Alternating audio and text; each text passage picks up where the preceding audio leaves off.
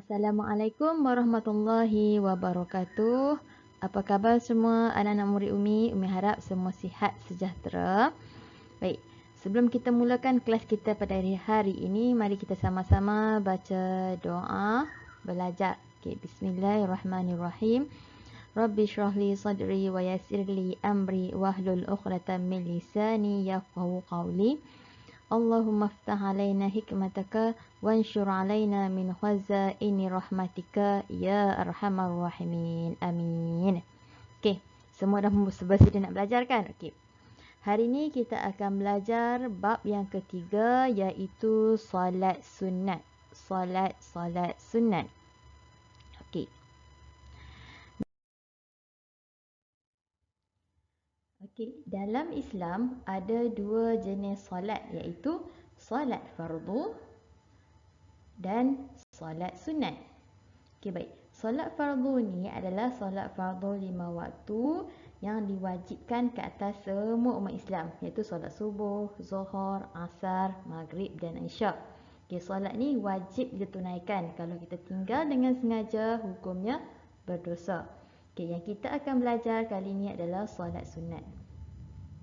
Solat sunat ni adalah solat yang sangat dianjurkan dan digalakkan untuk kita tunaikan, tetapi tidak wajib ke atas kita. Hanya digalakkan dan dianjurkan untuk kita buat, tetapi tidak wajib untuk ditunaikan. Maksudnya, sekiranya kita tunaikan solat sunat, kita akan mendapat pahala.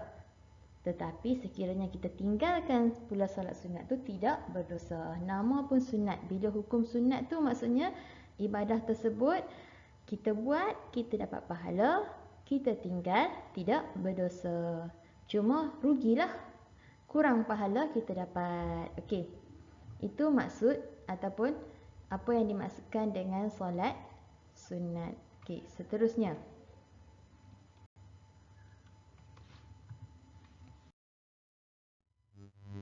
Okay, jenis-jenis solat sunat. Dalam Islam ada banyak jenis solat sunat.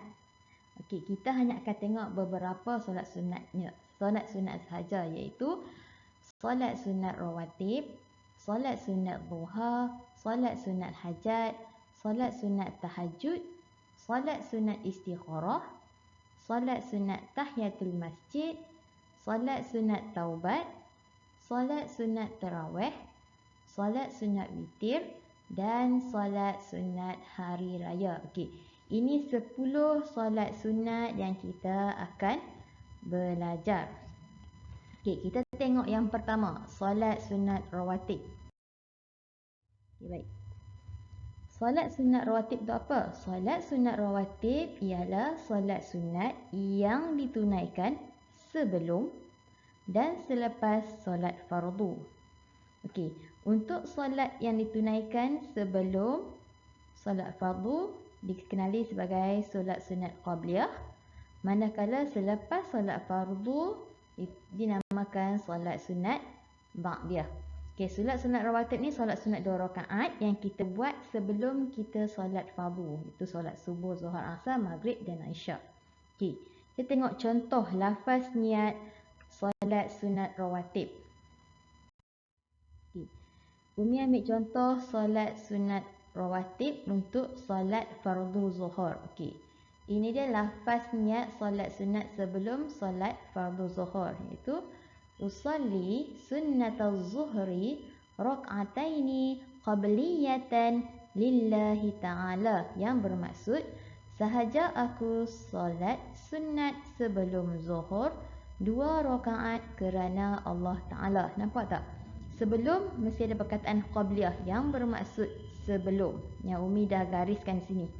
Okey, seterusnya solat sunat selepas solat fardu zuhur. Yang tadi sebelum, ini selepas. Maksudnya memula kamu sembahyang solat sunat sebelum zuhur, kemudian kamu sembahyang solat fardu zuhur, habis bagi salam, kemudian kamu baca doa dan kamu bangun untuk buat solat sunat selepas fardu zuhur. Lafaz niatnya usalli sunnatal zuhri rak'ataini ba'diyatan lillahi ta'ala. Sahaja aku solat sunat selepas zuhur 2 rakaat kerana Allah Ta'ala. Perkataan ba'diyah untuk selepas solat, yang bermaksud selepas. Okay. Ini contoh lafaz niat solat sunat sebelum dan juga selepas solat fardu, iaitu solat sunat rawatib lah. Okay.